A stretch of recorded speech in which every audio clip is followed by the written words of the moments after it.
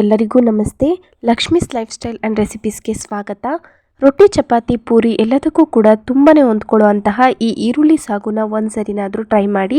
ತುಂಬಾ ಕಡಿಮೆ ಸಮಯ ಹಾಗೆ ತುಂಬಾ ಕಡಿಮೆ ಇಂಗ್ರೀಡಿಯೆಂಟ್ಸ್ನ ಯೂಸ್ ಮಾಡಿಕೊಂಡು ಮಾಡ್ಕೋಬೋದು. ಯಾವ ರೀತಿ ಮಾಡೋದು ನೋಡೋಣ. ಅದಕ್ಕಿಂತ ಮುಂಚೆ ಸಬ್ಸ್ಕ್ರೈಬ್ ಮಾಡ್ಕೊಳ್ದೆ ನೋಡ್ತಿರೋರು ಸಬ್ಸ್ಕ್ರೈಬ್ ಮಾಡಿಕೊಂಡು ಬೆಲ್ ಐಕನನ್ನು ಕ್ಲಿಕ್ ಮಾಡಿ. ಮೊದಲಿಗೆ ಒಂದು ಬೌಲ್ ತಗೊಂಡು 2 ಸ್ಪೂನ್ ಆಗುವಷ್ಟು ಕಡಲೆ ಹಿಟ್ಟನ್ನು ಸೇರಿಸ್ಕೊಂಡಿದ್ದೀನಿ. ಒಂದು ಟೀ ಲೋಟದಷ್ಟು ನೀರನ್ನು ಸೇರಿಸ್ಕೊಂಡು ಗಂಟು ಇಲ್ದಲೇ ಇರೋ ರೀತಿ ಚೆನ್ನಾಗಿ ಮಿಕ್ಸ್ ಮಾಡ್ಕೋಬೇಕು.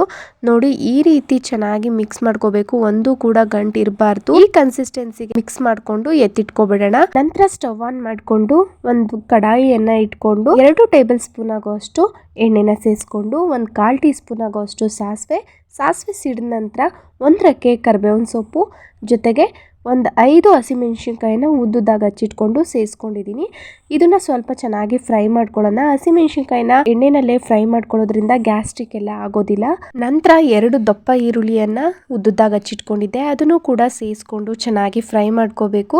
ಕಲರ್ ಚೇಂಜ್ ಆಗೋವರೆಗೂ ಫ್ರೈ ಮಾಡ್ಕೊಂಡ್ರೆ ಸಾಕು. ನೋಡಿ, ಇದು ಫ್ರೈ ಆಗಿದೆ. 1 ಟೊಮೊಟೊ ಹಣ್ಣನ್ನ ಸೇರಿಸ್ಕೊಂತಾ ಇದ್ದೀನಿ ಸಣ್ಣದಾಗಿ ಹೆಚ್ಚಿಟ್ಕೊಂಡು. ಹಾಗೆ ಸ್ವಲ್ಪ ಕೊತ್ತಂಬರಿ ಸೊಪ್ಪನ್ನು ಕೂಡ ಸೇರಿಸ್ಕೊಂಡು ಚೆನ್ನಾಗಿ ಫ್ರೈ ಮಾಡ್ಕೋಬೇಕು. ಸ್ವಲ್ಪ ಮೆತ್ತಗಾಗೋವರೆಗೂ ಫ್ರೈ ಮಾಡ್ಕೊಳ್ಳೋಣ. ನೋಡಿ, ಇದು ಫ್ರೈ ಆಗಿದೆ. ಟೊಮೊಟೊ ಎಲ್ಲ ಸಾಫ್ಟ್ ಆಗಿ ಬೆಂದಿದೆ. ಇವಾಗ ನಾವು ಕಡಲೆ ಹಿಟ್ಟಿನ ನೀರನ್ನ ನಾವು 1 ಸ್ಪೂನ್ ಅಲ್ಲಿ ಒಂದ್ಸರಿ ಮಿಕ್ಸ್ ಮಾಡ್ಕೊಂಡು ಸೇರಿಸ್ಕೊಳ್ಳೋಣ. ನಂತರ ಅದೇ ಬಟ್ಲಲ್ಲಿ ಇನ್ನೊಂದು ಬಟ್ಲು ನೀರನ್ನ ಸೇರಿಸ್ಕೊಂಡು ನೀರ್ ಕುಡಿಯೋ ಲೋಟದಲ್ಲಿ 1/4 ಲೋಟ ಆಗುವಷ್ಟು ನೀರನ್ನ ಸೇರಿಸ್ಕೊಂಡು ಚೆನ್ನಾಗಿ ಮಿಕ್ಸ್ ಮಾಡ್ಕೊಳ್ಳೋಣ. ಸ್ವಲ್ಪ ತೆಳುವಾಗೆ ಮಾಡ್ಕೋಬೇಕು. ಸ್ವಲ್ಪ ನೀರನ್ನ ಜಾಸ್ತಿ ಹಾಕೊಂಡು ಈ ರೀತಿ ಕನ್ಸಿಸ್ಟೆನ್ಸಿಗೆ ನಾವು ಸೇರಿಸ್ಕೊಬೇಕು ನೀರನ್ನ.